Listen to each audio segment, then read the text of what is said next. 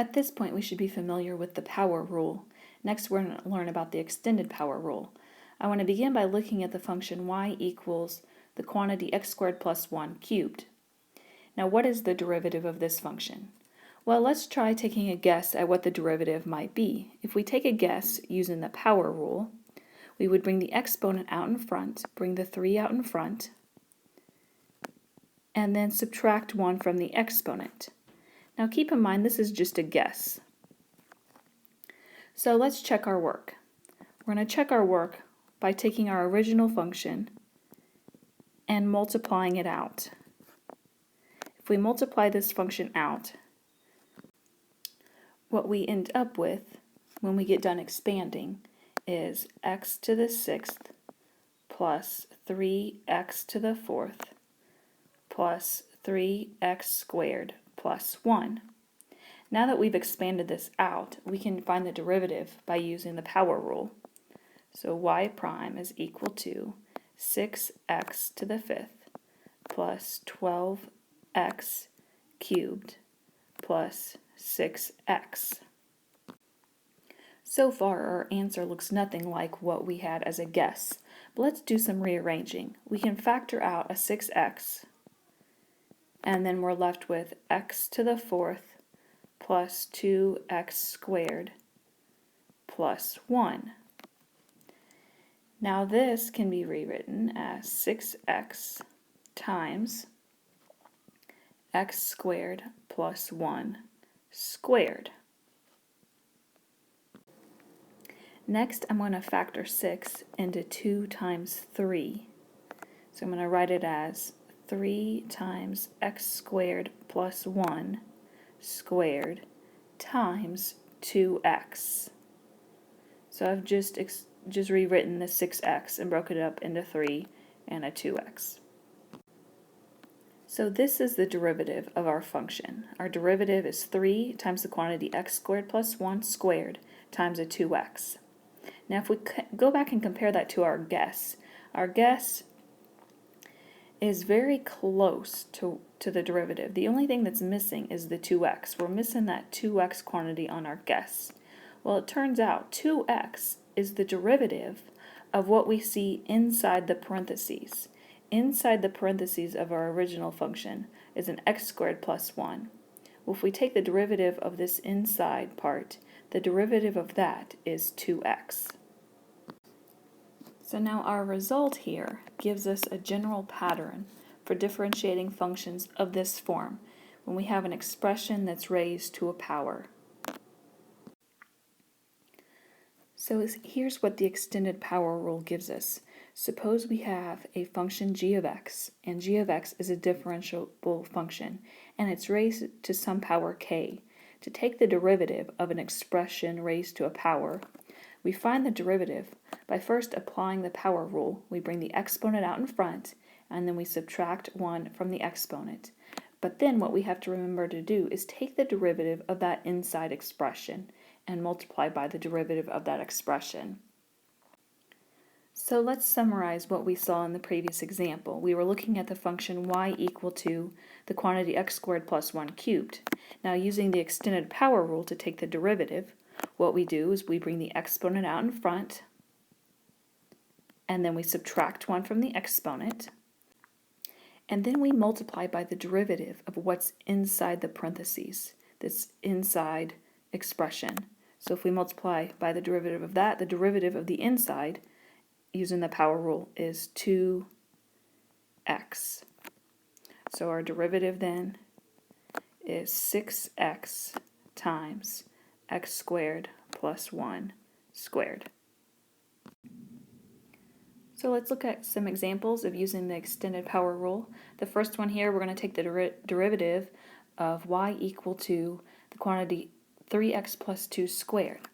So using the extended power rule, we bring the exponent 2 out in front of the parentheses, and then we subtract 1 from the exponent. Next, we multiply by the derivative of what's inside the parentheses.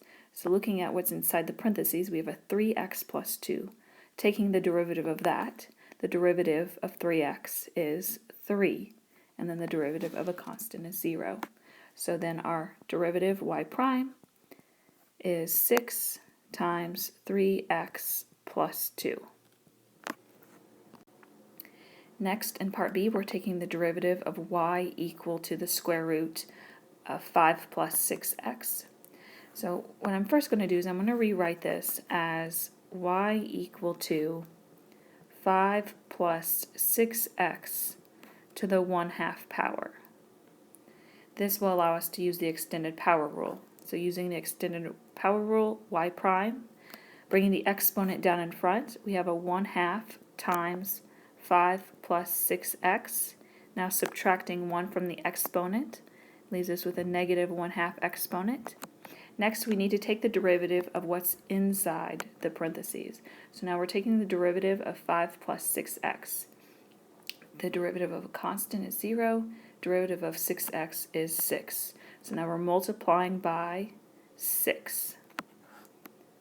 So now simplifying, our derivative y prime is going to look like 3 times 5 plus 6x to the negative 1/2 power. Or, if we want to get rid of that next negative exponent, we could rewrite this, if we wish, as 3 over the square root of 5 plus 6x.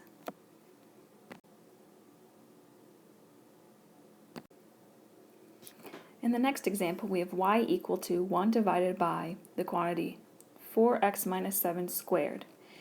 Now, when you first look at this, you might think that the quotient rule is necessary. And you can take the derivative using the quotient rule, because we do have a numerator and we have a denominator. But, to make life a little easier, we can rewrite this as 1 times the quantity 4x minus 7 to the negative 2. So I'm bringing the denominator up to the numerator and making the exponent negative. Now the reason I did this is so that now we can use the extended power rule and we can avoid the quotient rule. So our derivative y prime, bringing the exponent out in front, we have a negative 2 times the quantity 4x minus 7. Now subtracting 1 from the exponent gives us an exponent of negative 3. Now we need to take the derivative of what's inside. So we're taking the derivative of the 4x minus 7, the derivative of what's inside the parentheses. So the derivative of that is just 4. So now simplifying, our derivative is y prime is equal to a negative 8 times the quantity 4x minus 7 to the negative 3. And again, if we want to get rid of the negative exponent, then we can rewrite this as a negative 8 over 4x minus 7 cubed. Next, we're taking the derivative of f of x equal to the square root of 3x plus the quantity 5x minus 3 all cubed. So here what I want to do is begin by rewriting this function f of x as 3x to the 1/2 power plus 5x minus 4 cubed. Now what we're going to be doing to take the derivative is using both the extended power rule and the sum difference rule. So now taking the derivative of the first term, we're going to bring the exponent 1/2 out in front of the parentheses and then subtract 1 from the exponent. 1/2 minus 1 gives us a negative 1/2. Now next we need to take the derivative of what's inside the parentheses. So we need to take the derivative of 3x, and the derivative of 3x is 3. Plus, now using the sum difference rule, we're moving on to the next term. So using the extended power rule, we bring the 3 out in front of the parentheses and then subtract 1 from the exponent. Now we take the derivative of what's inside the parentheses. So take the derivative of the 5x minus 4. The derivative of that is 5. So we're multiplying by 5.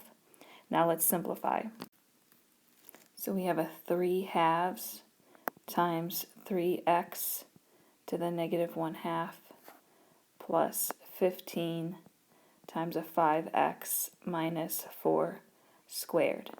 Now if we want to get rid of the negative exponent, we can rewrite this as 3 over 2 times the square root of 3x plus 15 times 5x minus 4 squared. Next, we're taking the derivative of f of x equal to a negative 2x times 3x plus 2 to the 6th power. Now notice here we have a product. Our first factor is a negative 2x, and then the second factor is a 3x plus 2 raised to the 6th power. So we can view this as a product of two functions. So since we're going to be using the product rule here, off to the side, what I'm going to do is take the derivative of each factor here. So the derivative of f prime, the derivative of a negative 2x is negative 2. Now the derivative of g prime, in order to take the derivative of g here, we have to use the extended power rule, bringing the 6 out in front of the parentheses and then subtracting 1 from the exponent. Now we need to remember to take the derivative of what's inside the parentheses, so multiplying by 3. So now let's use the product rule. Recall what the product rule looks like. We have f times g prime plus g times f prime. Gives us the derivative using the product rule. So our derivative, f prime of x, is going to look like f, which is a negative 2x, times the derivative of g, which we found to be 18 times 3x plus 2 to the 5th, plus g, which is 3x plus 2 to the 6th, times f prime, which we found to be a negative 2. Now simplifying, we have a negative 36x times a 3x plus 2 to the 5th minus 2 times a 3x plus 2 to the 6th. Now we can actually simplify this a little bit by noticing that there are some common factors in both terms. We have a negative 36 and a negative 2, so we can actually factor out a negative 2 out of both terms. We also have a common factor of 3x plus 5 to the 5th. We could factor that out of both terms. So let's factor out a negative 2 and a 3x plus 5 to the 5th. What we're left with in the first term is a 18x, and then in the second term we're left with a 3x plus 2. So we've factored out that negative 2.